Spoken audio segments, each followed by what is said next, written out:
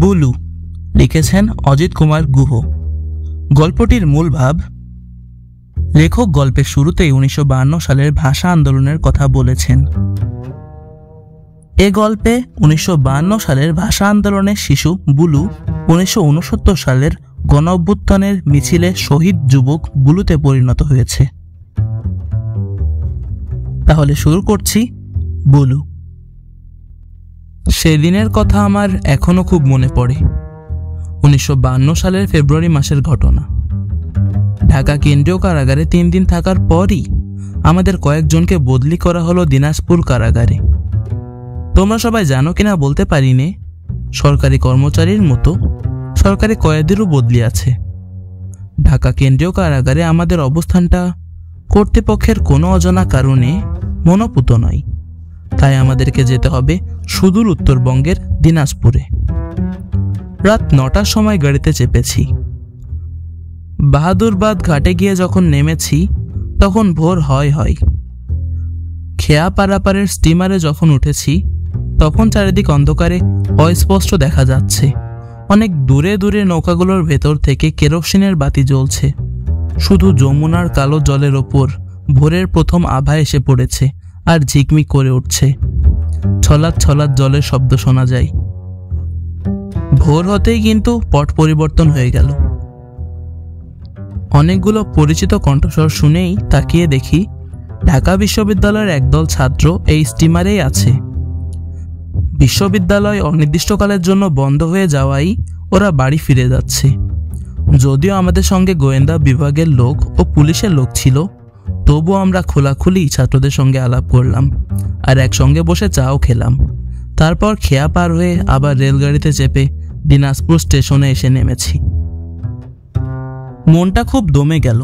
কোথায় আমার চিরপরিচিত ঢাকা আর কোথায় উত্তরবঙ্গের এই প্রান্ত সীমার দিনাজপুর। গাড়ি থেকে নামতেই টের পেলাম যে হিমালয়ের কাছাকাছি এসেছি।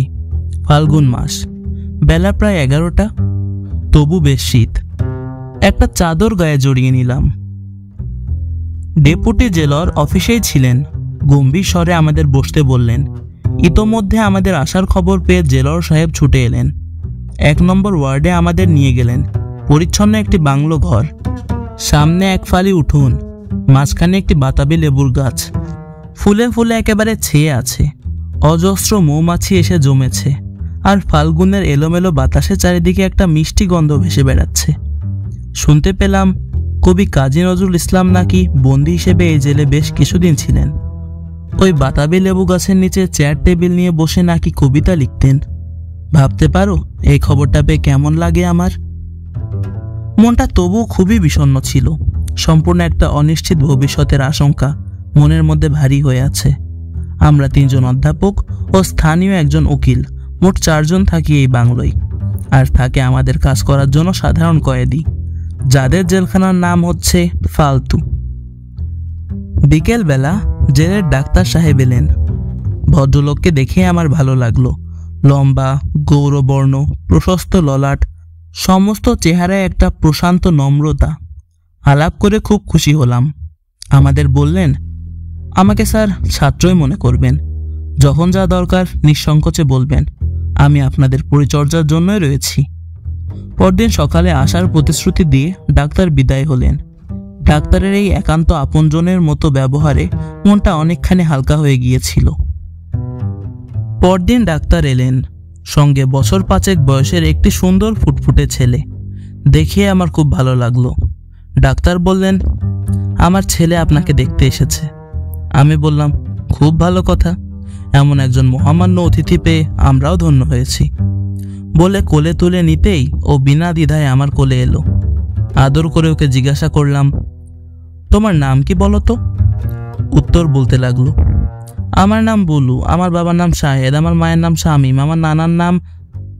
হঠাৎ ডাক্তারের চোখে চোখ পড়তেই ও থেমে গেল। আমি বললাম, হয়েছে, খুব হয়েছে, একেবারে এত নাম কি আমি মনে রাখতে পারি? টেবিল থেকে বিস্কুট এনে ওকে দিলাম। বুলু বেশ সহজভাবেই খেতে লাগলো। তারপর টেবিলের ওপর আমার বইগুলো দেখে আমায় বলল, তুমি পড়ো? বলে উত্তরের অপেক্ষা না করে বলতে লাগলো, আমিও পড়ি, টিএমআর বিয়ে, লাল গামছা দিয়ে, ইত্যাদি ইত্যাদি। কার সাধ্য থামায় ওকে। আমি বললাম, আমি তোমার মতো পড়িনি, অল্প অল্প পড়ি। শুনেও খুব হাসলো, আমার মুখের দিকে তাকিয়ে বলল, এত বড় পড়তে পারো না? তারপর সে কি হাসি। অবশেষে ডাক্তার ওকে থামালেন। সেদিন বুলু চলে গেল, কিন্তু পরদিন আবার ঠিক সময় মতো এসে হাজির। ডাক্তার বললেন, কিছুতেই ওকে বাড়ি রাখা গেল না, ও আসবেই। হাতে একটি ছড়ার বই, ওইটি আমাকে পড়ে শোনাবে বলে নিয়ে এসেছে। অগত্যা আমাকে ওসব শুনতে হলো। ডাক্তার সংকুচিত হয়ে বললেন, আপনাকেও প্রতিদিন খুব বিরক্ত করে, আপনার ধৈর্যের প্রশংসা করতে হয়। আমি বললাম, এমন বিরক্ত করার লোক এই বিচ্ছিন্নতার দ্বীপে কোথায় পাবো আমি? বুলু না এলে আমার খুব খারাপ লাগবে। ডাক্তারও আমার অনুরোধে রোজই বুলুকে নিয়ে আসতেন। বুলুকে নিয়ে সময় আমার বেশ ভালোই কাটতো। ও চলে গেলেই কেমন জানি খালি খালি লাগতো। বদলির জন্য দরখাস্ত করেছিলাম। হঠাৎ একদিন খবর পেলাম আমার আবেদন মঞ্জুর হয়েছে। আবার আমি ঢাকা জেলে ফিরে যেতে পারবো। খবর পেয়ে খুবই খুশি হয়েছি। আবার বুলুর কথা ভাবতেই মনটা খারাপ হয়ে গেল। ওকে ছেড়ে থাকতে হবে, এ কথাটা যেন আর ভাবতেই পারিনি। তবু আবার ঢাকা চলে আসতে হলো। আসবার দিন সকাল বেলায় ডাক্তারের সাথে বুলু এলো। আদর করে ওকে কোলে তুলে নিলাম। তারপর ধীরে ধীরে ওকে বললাম, বুলু, আমি ঢাকা যাব, তুমি আমার কাছে কি চাও? ও প্রথমে বলল, আমিও ঢাকা যাব। তারপর কি ভেবে হঠাৎ করে আমার কানের কাছে এসে ফিসফিস করে বলল, রাষ্ট্রভাষা বাংলা চাই, নুরুল আমিনের কল্লা চাই। আমি তো অবাক, এ কি কথা এতটুকু শিশুর মুখে?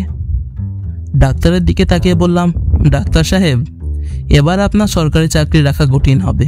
ছেলের মুখে এসব কি শুনছি? ডাক্তার অসহায়ের মতো বললেন, কি করব স্যার, জেলখানার সামনেই বাসা, রাত দিন মিছিলের মুখে ওই কথাই শুনে শুনে মুখস্থ করে রেখেছে, আমি ঠেকাবো কি করে? এরপর দিনাজপুর থেকে ঢাকা কেন্দ্রীয় কারাগারে আবার ফিরে এসেছি। প্রথম কদিন বুলুর জন্য খুব মন কেমন করত, তারপর আবার ভুলে গিয়েছিলাম। এতদিনের বিচিত্র পরিবর্তনে এসব কাহিনী ভুলেই গিয়েছিলাম। আর এ কাহিনী বলার কথাও মনে হতো না যদি না সেদিন আরেক কাণ্ড ঘটত। সেদিনের পর 17 বছর চলে গেছে। এক সাহিত্য সভা থেকে বাসায় ফিরছি। বাসার সামনে রিক্সা থেকে নামার পরই হঠাৎ এক ভদ্রলোক আমার হাত চেপে ধরলেন। আমায় চিনতে পারছেন স্যার? আমি কিন্তু আপনাকে চিনতে পেরেছি। আমার নাম শাহেদ, আমি ডাক্তার। আপনি যখন দিনাজপুর জেলে, তখন আমি ওই জেলে ডাক্তার। তাকিয়ে থাকলাম, কিন্তু ভদ্রলোকের চেহারার সঙ্গে সেই 17 বছর আগেকার ডাক্তার সাহেবের চেহারার কোনো মিলই যেন পাইনি।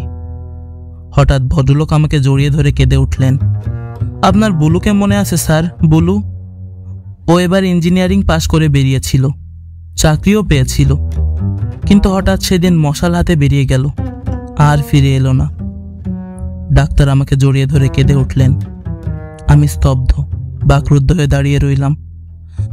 বহুদিনের বিস্মৃতির অন্ধকারে যে ছবিটি আমার মনের মধ্যে ফুটে উঠেছিল, তা 22 বছরের যুবকের নয়, 5 বছরের একটি ছোট্ট শিশুর। আর মনে হলো কানের কাছে যেন ফিসফিস করে সে বলছে, রাষ্ট্রভাষা বাংলা চাই। ডাক্তারের মুখের দিকে তাকিয়ে রইলাম, কোনো কথাই বলতে পারলাম না তাকে।